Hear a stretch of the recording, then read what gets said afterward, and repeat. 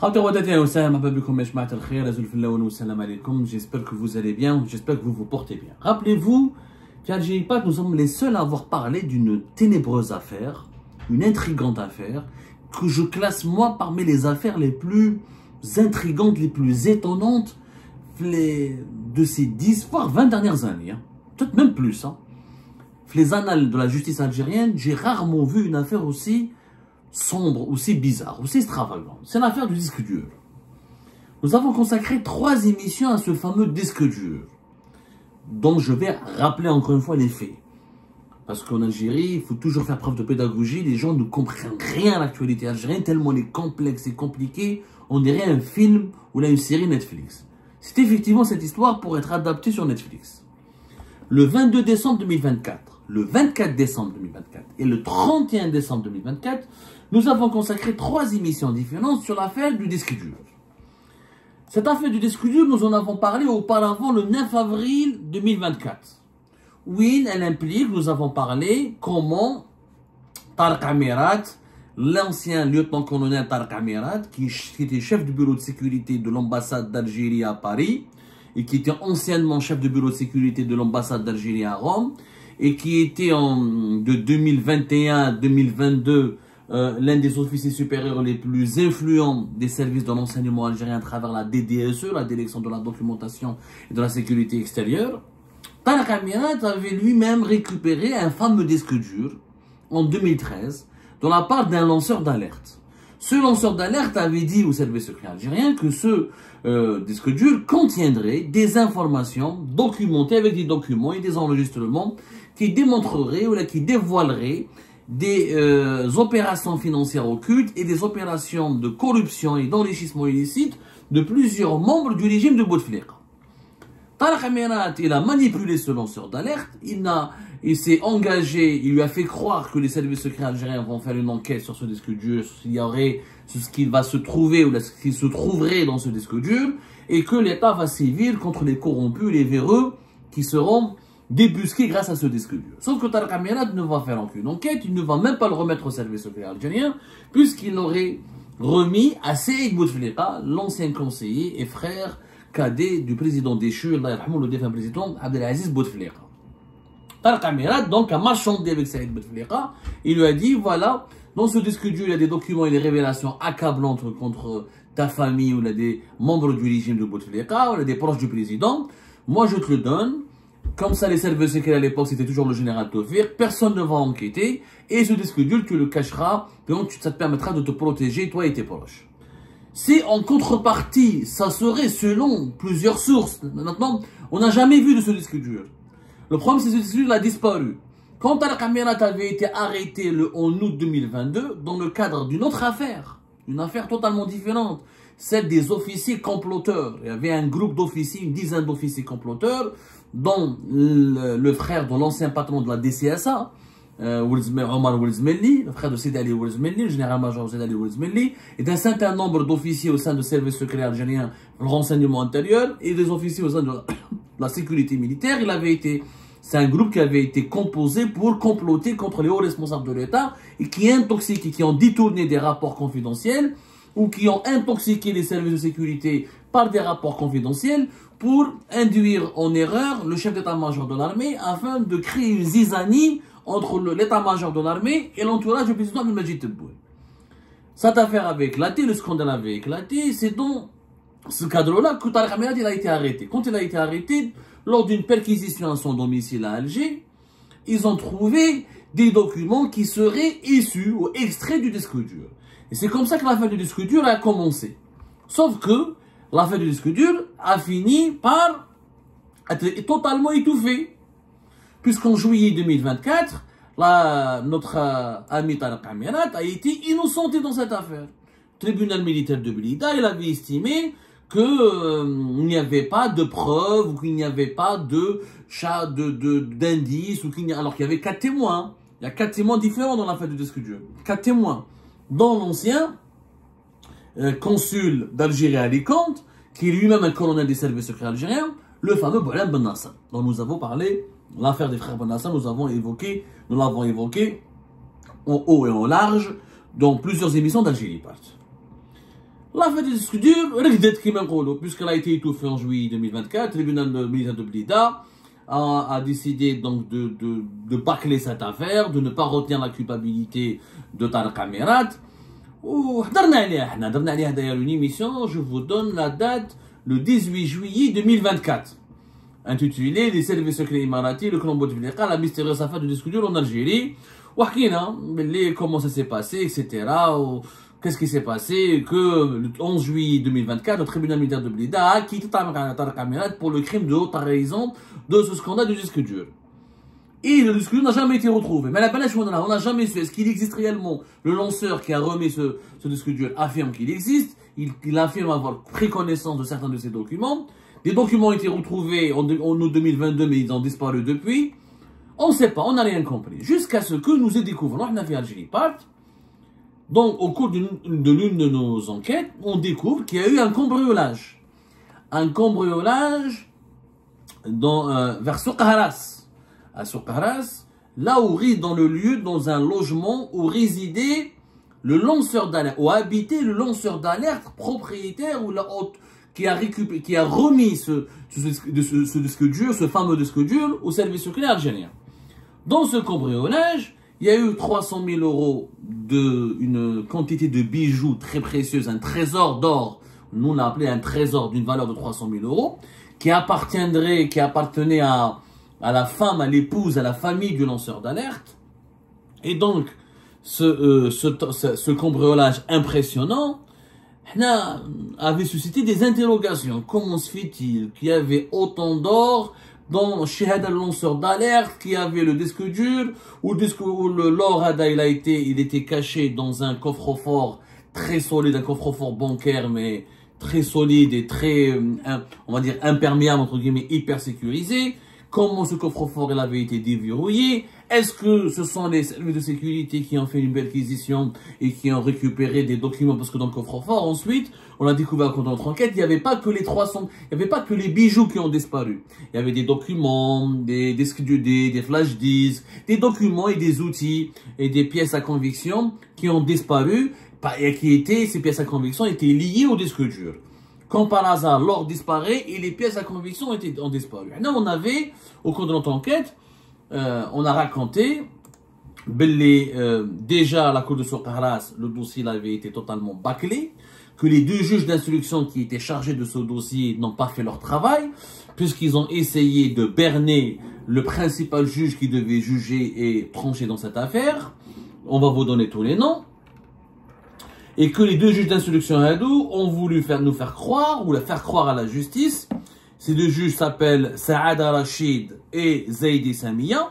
C'est les deux juges d'instruction qui ont été chargés de cette affaire. Ils ont voulu nous faire croire que cet or aurait été volé par le père d'une voisine et que c'est un homme âgé qui ne serait plus de cette vie, qui serait décédé depuis. C'est lui qui a récupéré une mallette d'or et puis il a revendu cet or. C'est pour ça que cet or s'est retrouvé entre les mains de plusieurs personnes, dont une juge qui s'appelle Sabbit Soumiya, dont nous avons déjà parlé, parce qu'elle a été identifiée sur une photo d'un mariage où elle était en train de porter quelques pièces de ces bijoux, de ce trésor familial qui a été volé.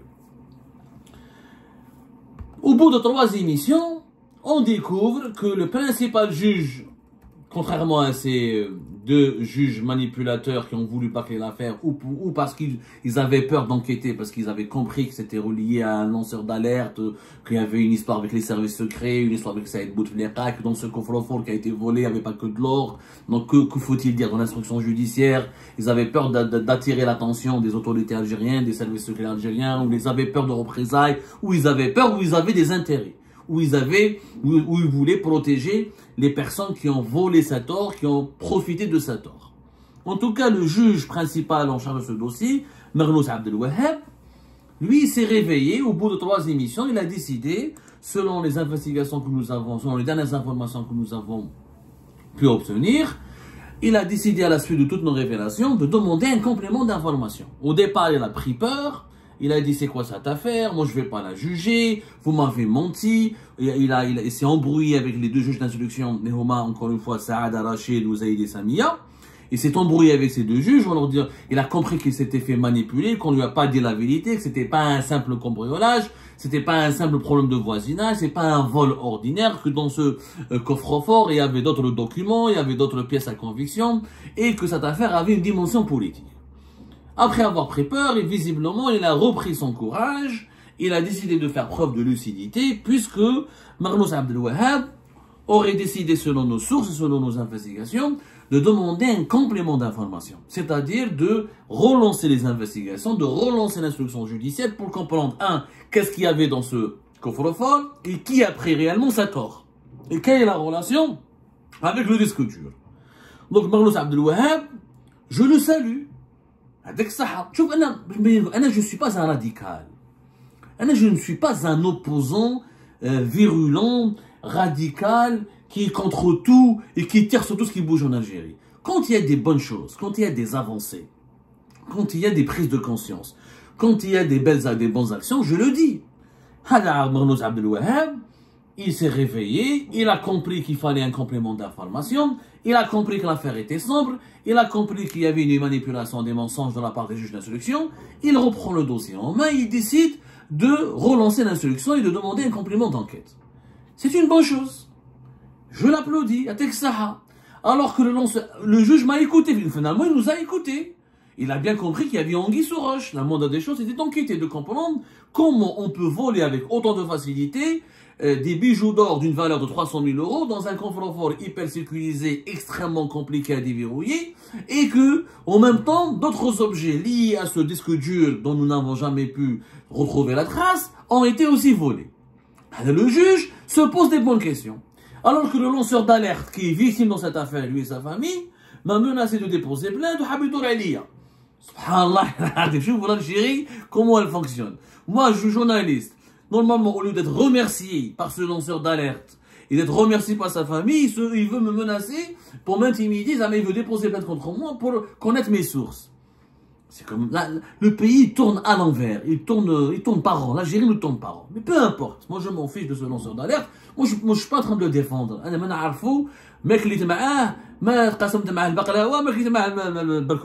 Ce qui m'importe, c'est l'intérêt général de mon pays.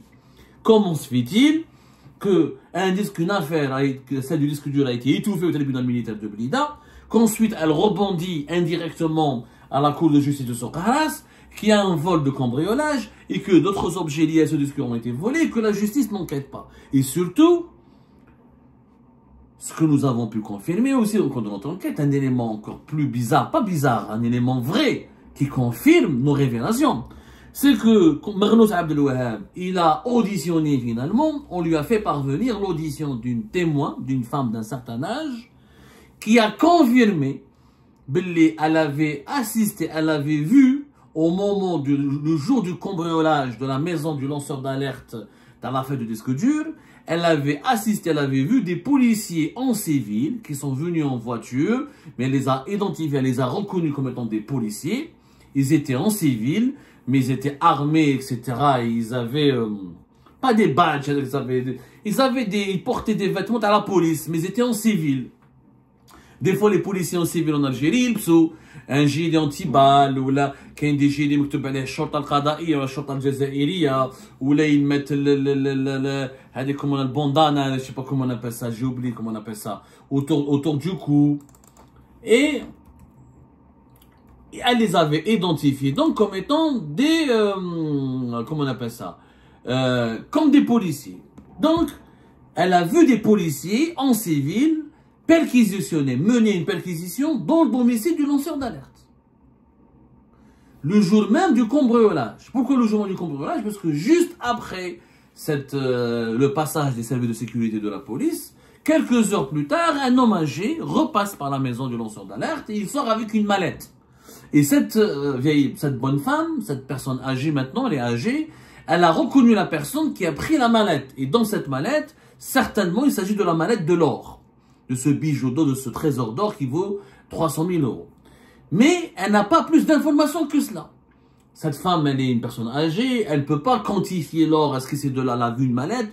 Certainement c'est de l'or, elle ne peut pas dire est-ce qu'il s'agit de 300 000 ou pas 300 000 €, mais elle a reconnu qu'il y a eu des membres de la police, des services de sécurité qui ont perquisitionné le domicile. Juste après cette perquisition du domicile du lanceur d'alerte, l'affaire du disque dur, l'or a été volé.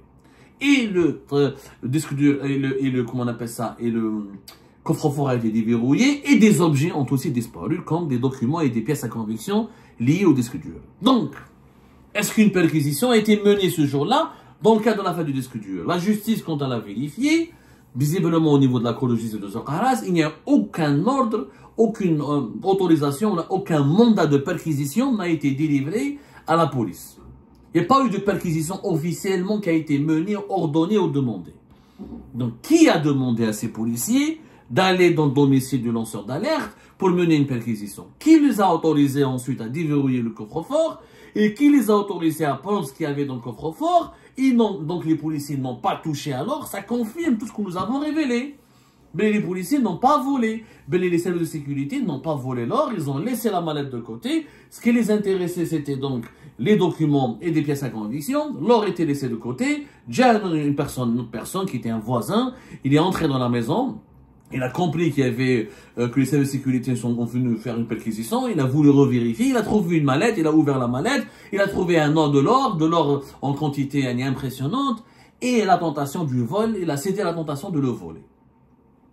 Maintenant, pour comprendre pour comprendre définitivement la vérité, pour rétablir la vérité dans ce dossier, qui a demandé aux services de sécurité, à la police, d'aller perquisitionner?